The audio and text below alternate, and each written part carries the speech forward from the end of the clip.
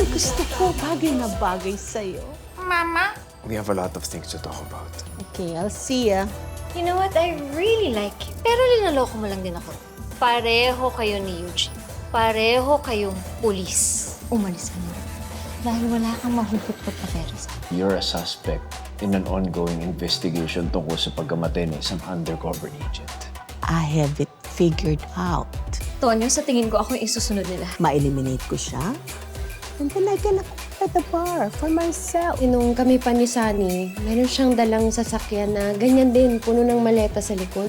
Hindi kaya pera laman ng maleta? Parang sobrang daming pera naman nun. Kang gagalaw. Paano to? I have just the perfect man for the job. Ibaba mo yan. Tama nga yung sinabi mo, Miss Anne.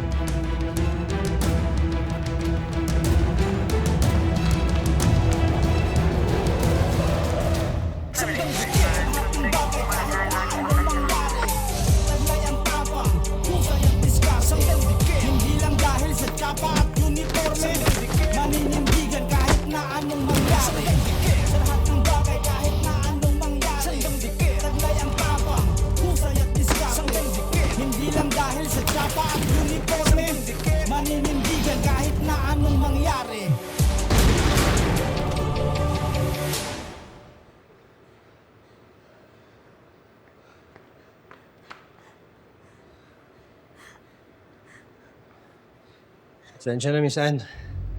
Hindi ko inabutan eh. Sa tingin mo, sinong pwedeng gumawa sa'yo nito? Si Mrs. Robinson. Mrs. Robinson? Bakit siya? Dahil gusto din niya bilhin tong stud farm. At hindi ka pumayag, katulad ni Mr. Manalang at Miss Delonte?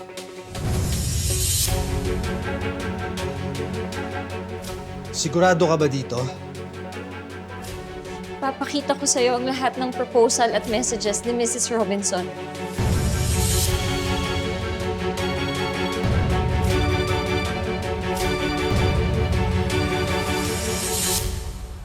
Bok, kamusta? Natuloy ba yung salang nyo kagabi? Hindi lang tuloy, tuloy-tuloy.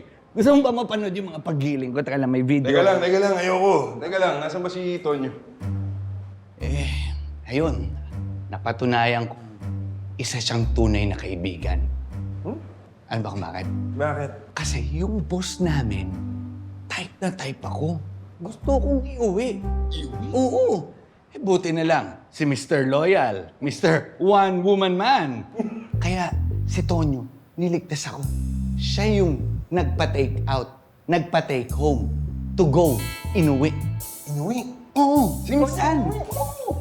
Eh bakit? Hindi mo ba type yung boss mo? Eh, alam mo naman, bukod sa talagang mataas talaga standards ko, one-woman man nga ako. Saka, parang hindi naman ganun kaganda yung boss namin. Oh, yan na pala si Tonyo eh.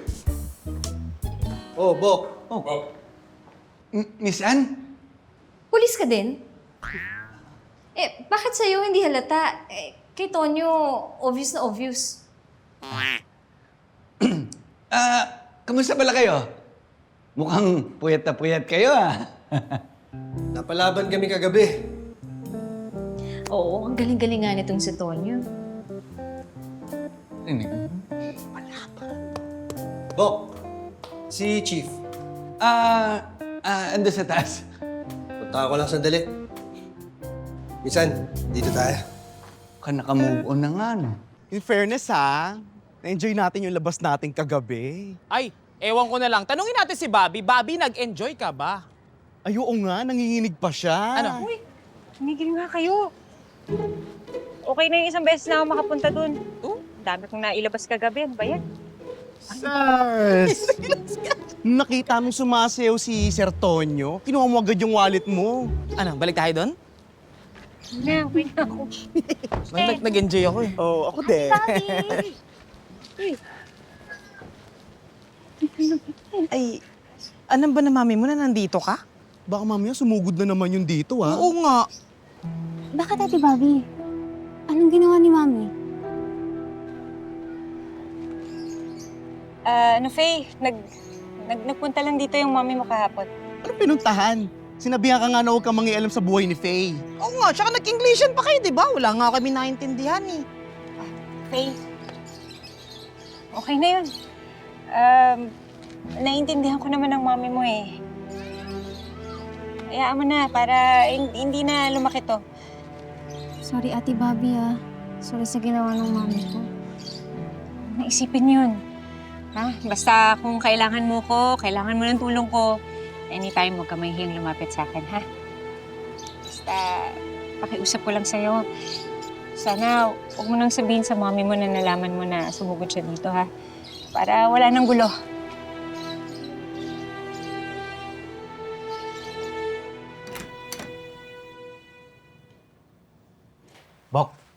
Bok, anong balita? Napaamin na namin si Miss Anne sa lahat ng mga impormasyon na nalalaman niya.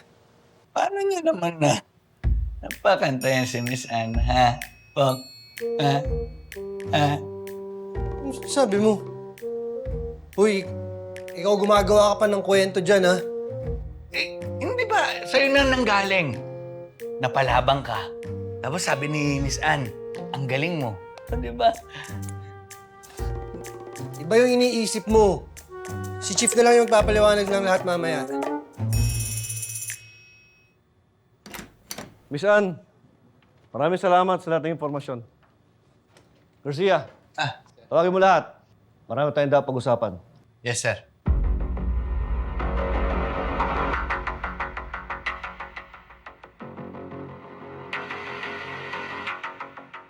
I don't care kung hindi ito makonect sa akin. The fact is, you failed again. Abay, nakatakas uli si Ann. Alam mo ba kung ilan ang dadaan ng kupap dahil sa mga luggages na to? I will not stop the operation. Just do your job well. Ano ba? Para kay binabayaran pa kita just to protect me. Pasensya na, Miss Robinson. Babawi ako sa inyo.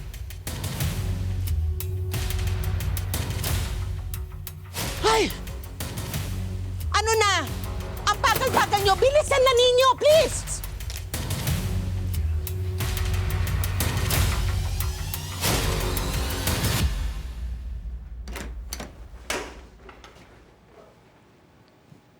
Ay, Bobby, nakabalik ka na pala. oh, sir, natapos na yung leave ko eh.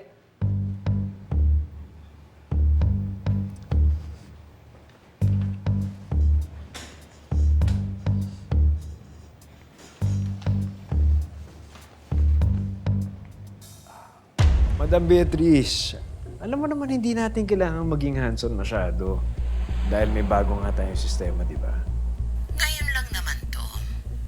Gusto ko na maplansya ang buong ruta. Masigurado na safe lahat para smooth pag inassign ko na sa mga tao ko. Okay, well, I'm happy with that. That's good. Hindi talaga ako nagkamali sa pagpili sa'yo. O sige, just keep me updated, Miss Beatrice. Thank you. Siya nga pala, Bobby. Dun sa kagabi, magkano ba yung kailangan bayaran ko sa'yo? Ay, ano sir, message ko na lang sa inyo. Sige. Mukhang malaki-laki kinita natin kagabi, sir, ah. Ang galing niyo pala sumayaw, sir. Tuwang-tuwa yung lola ko.